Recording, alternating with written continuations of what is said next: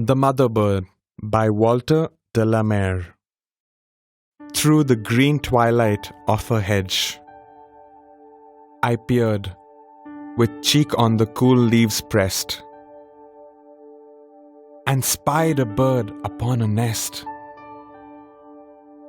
2 eyes she had beseeching me, meekly and brave, and her brown breast throbbed hot and quick above her heart. And then she oped her dagger bill. 'Twas not a chirp, as sparrows pipe at break of day. 'Twas not a trill, as falters through the quiet even.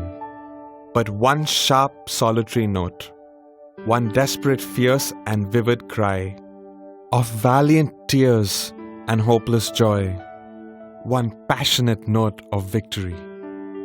Off like a fool afraid I sneaked, smiling the smile the fool smiles best, at the mother bird in the secret hedge, patient upon her lonely nest.